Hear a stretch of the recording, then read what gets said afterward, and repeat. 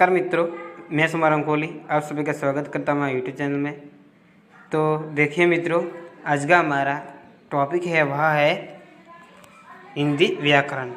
तो आप हिंदी व्याकरण को समझने के लिए वीडियो को अंत तक देखें एवं अंत में आपको अच्छा लगे तो लाइक, सब्सक्राइब एवं शेयर अवश्य करें। धन्यवाद। अब हम अपना वीडियो स्टार्ट करते हैं, ठीक है।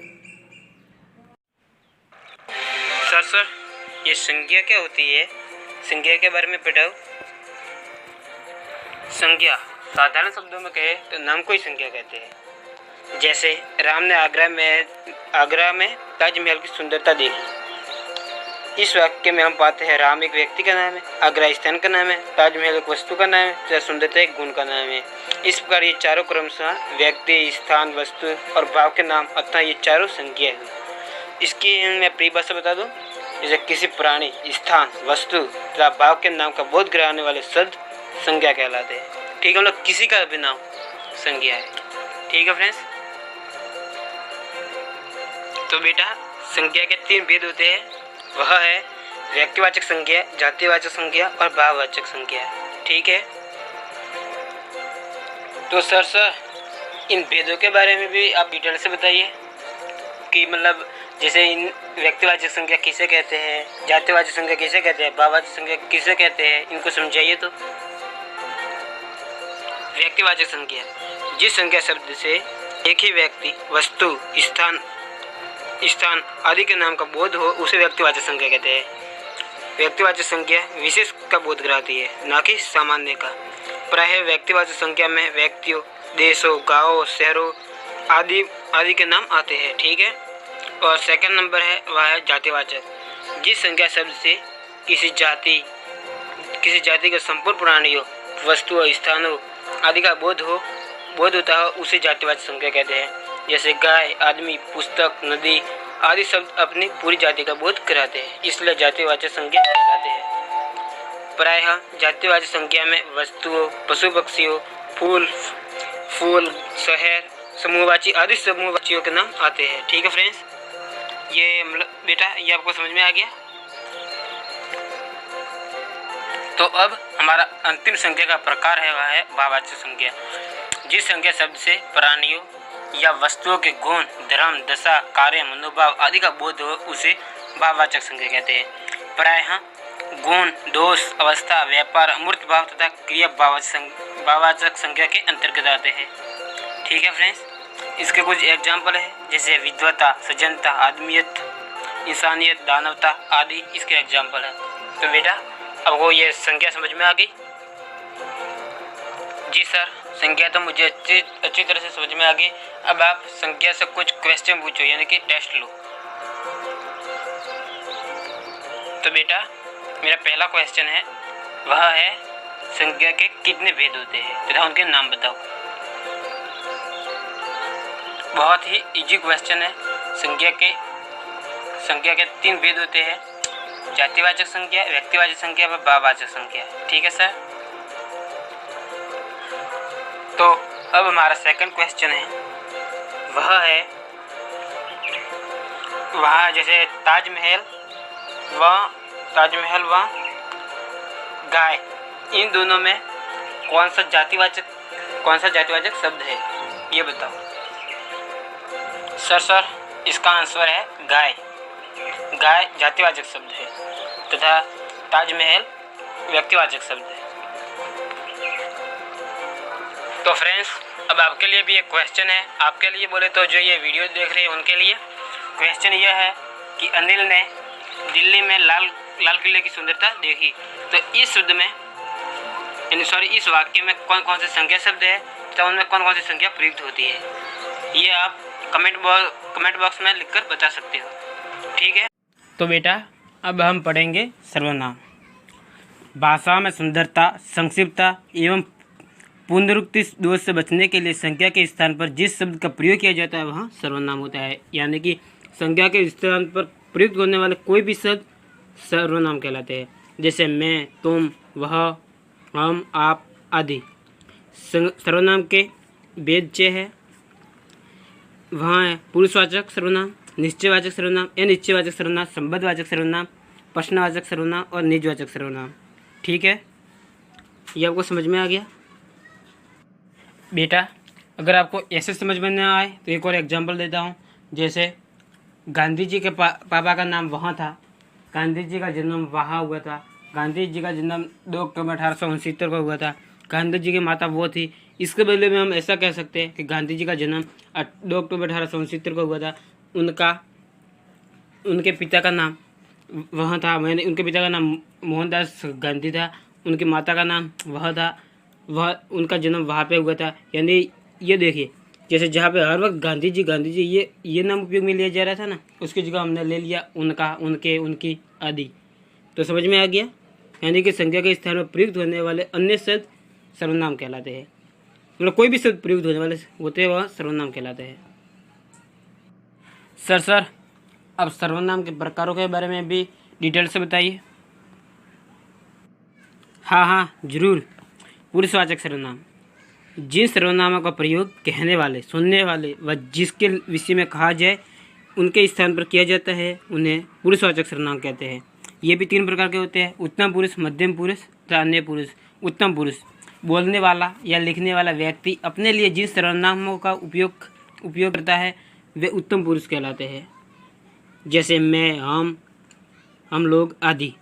मध्यम पुरुष, जिसे संबोधित करके कुछ कहा जाए या जिससे बातें की जाए उनके नाम के बदले प्रयुक्त होने वाले सर्वनाम मध्यम पुरुष सर्वनाम कहलाते हैं। जैसे तो, तुम, आप लोग, आप सब आदि। अन्य पुरुष, जिसके बारे में बात की जाए या कुछ लिखा जाए उनके नाम के बदले में प्रयुक्त होने वाले सर्वनाम शब्द अन्य पुरुष सर्वनाम कहलाते हैं। जैसे वे लोग, यहाँ आदि। ये आपको समझ में आ गया।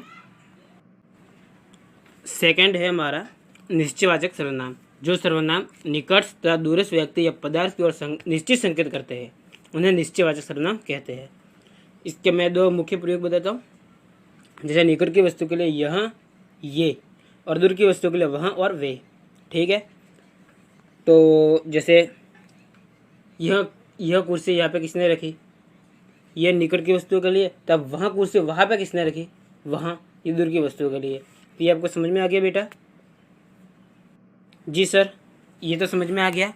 आगे और भी प्रकार है, उनके बारे में भी आप बता दीजिए डिटेल से। अब है अनिश्चयवाचक सर्वनाम।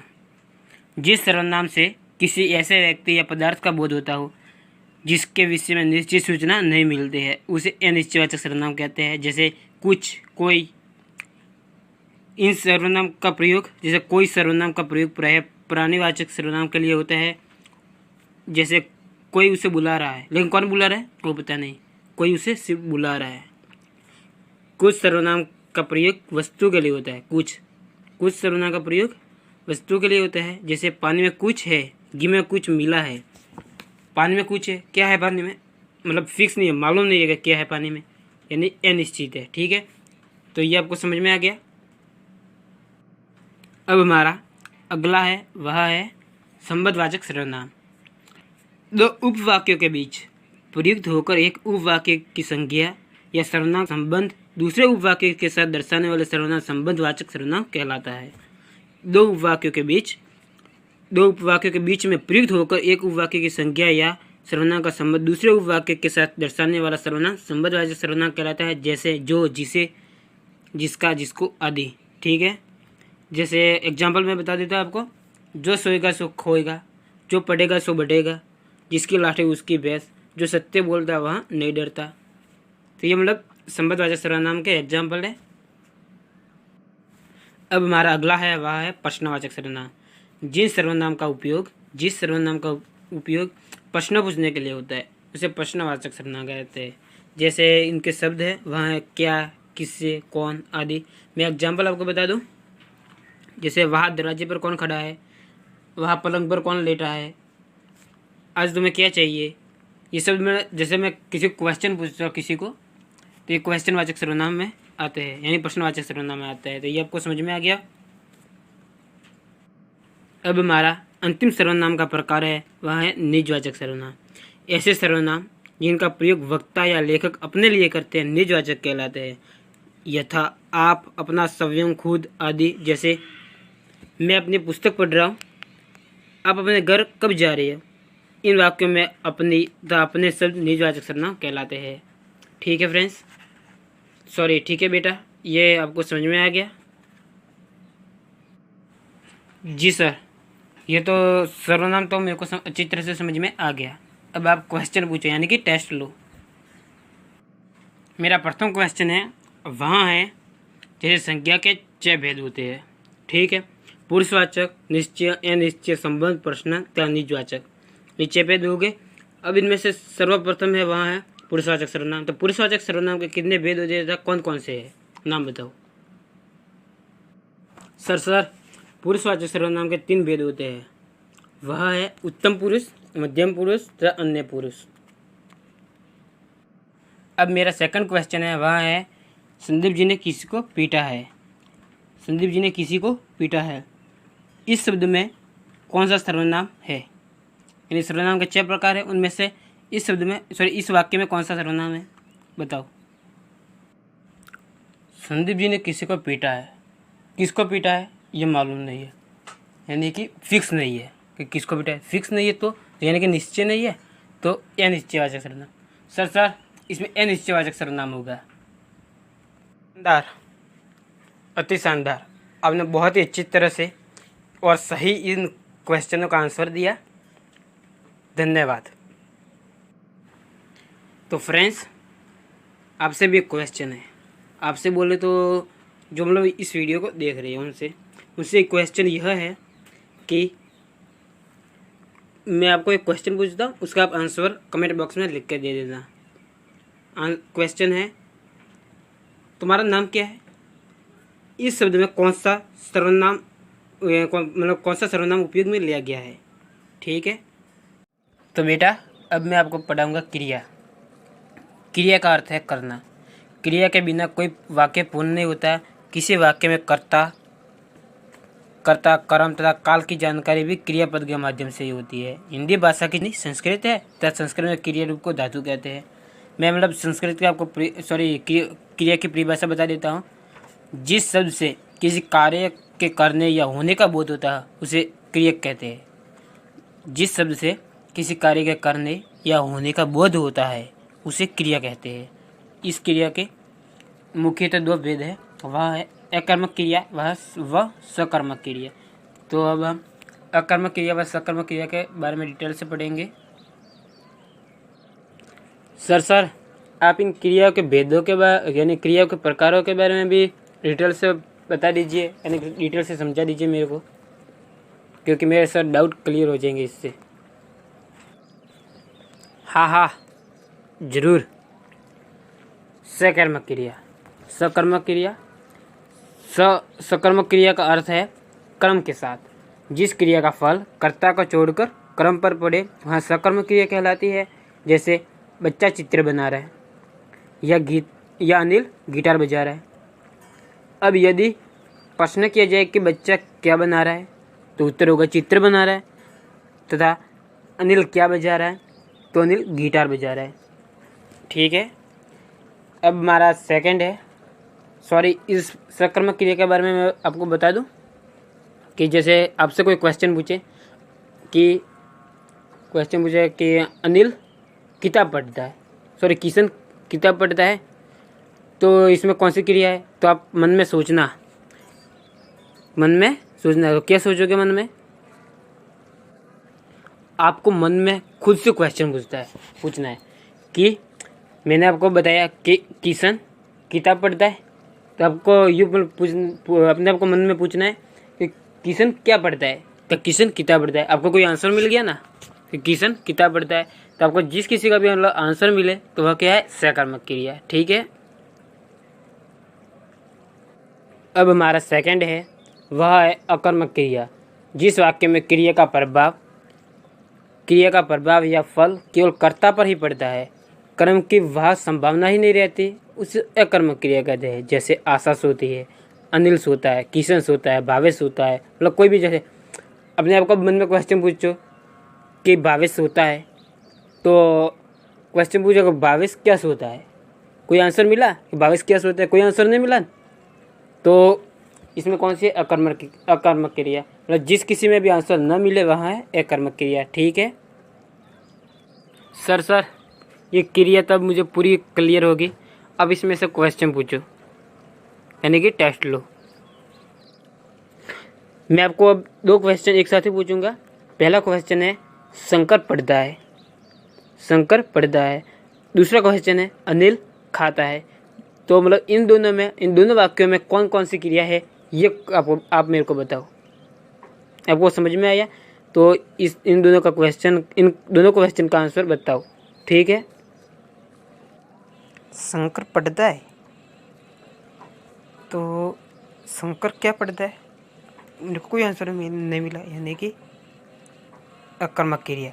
सर शंकर पढ़ता है, इसमें है अकर्मक क्रिया, तथा अनिल पढ़ता है, सॉरी अनिल खाता है, इसमें है अनिल क्या खाता है, कोई आंसर नहीं मिला। सर दोनों में ही अकर्मक क्रिया है। तो फ्रेंड्स, स्टूडेंट जैक ने तो अपना आंसर दे दिए। अब आपकी बारी है। तो मेरा आपकी बारी है बोले तो आप कौन? आप जो वीडियो देख रहे हो वो। तो आपसे क्वेश्चन है अनिल जाता है, अनिल जाता है, कृष्ण पढ़ता है, कृष्ण पढ़ता है, संदीप जी पढ़ाते हैं। इन तीनों शब्दों में कौन कौन सी क्रिया है, ये आप मुझे कमेंट बॉक्स में लिखकर बता दीजिएगा। धन्यवाद। तो देखिए फ्रेंड्स, आपको अगर हमारा ये वीडियो अच्छा लगा तो लाइक, सब्सक्राइब एवं शेयर अवश्य करें। धन्यवाद।